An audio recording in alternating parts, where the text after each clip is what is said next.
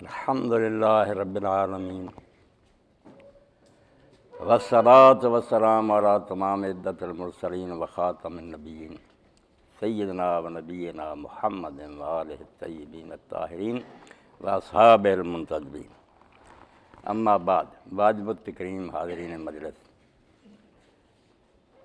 میرے لیے اس محفل میں شرکت انتہائی خوشی اور مسرت کا باعث ہے۔ آپ لوگ میرے خطابات سنتے ہیں، اب انٹرنیٹ پر بھی ساری دنیا میں جا رہے ہیں، اور آسٹریلیا سے سویڈن، ناروے تک لوگ جو ہے نا، مرد عورتیں مجھے یاد کرتے ہیں۔ میں اللہ کا شکر گزار ہوں کہ ان کے خیالات ایسے ہیں کہ اگر آپ جیسے 4 عالم بھی پورے عالم اسلام میں ہوتے نا تو ان کی بیڑی جو چیز سنور جاتی ہے۔ یہ وحدت امت جو ہے میرے لیے یہ صرف کوئی ایک مجلس کا موضوع نہیں، میرے جسم و جان میں یہ سمایا ہوا، اور میں سمجھتا ہوں کہ مسلمان جب تک ایک نہ ہوں گے، ایک ہوں مسلم حرم کی پاسبانی کے لیے،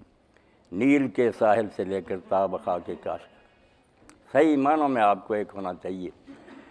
اور میں یہ بات میں رسمی طور پر نہیں کہہ رہا، میری عمر گزری ہے کہ میں نے یہ جتنے گروہ ہیں نا اسلام کے، ان کے سب کے بنیادی ماخذ کا مطالعہ کیا ہے، میرے پاس وہ سارے موجود ہیں۔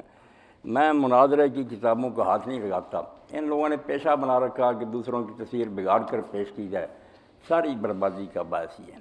میں اپنے علماء سے بھی کہتا رہتا ہوں کہ آپ کسی گروہ کے بارے میں بات کریں تو 2 باتوں کا خیال رکھنا چاہیے۔ میرے حیدر بھائی وہ توجہ دلا رہے تھے، جھگڑے ختم ہو جائیں گے۔ ایک تو آپ کسی گروہ کے بارے میں جو کہیں کہ وہ لوگ ایسا کہتے ہیں، ان سے پوچھیں کہ ان کی کتابوں میں جو روایت ہے اس کو وہ مستند مانتے ہیں، ویلڈ تسلیم کرتے ہیں؟ اگر وہ خود بیزار ہیں کہ نہیں یار بے شک ہماری کتابوں میں لکھی ہے مگر یہ جھوٹے راویوں کا اضافہ، ہم نہیں اس کو مانتے، تو ان کی جان چھوڑو۔ شیعہ اور سنی سارے پہلے یہ بات جو ہے طے کریں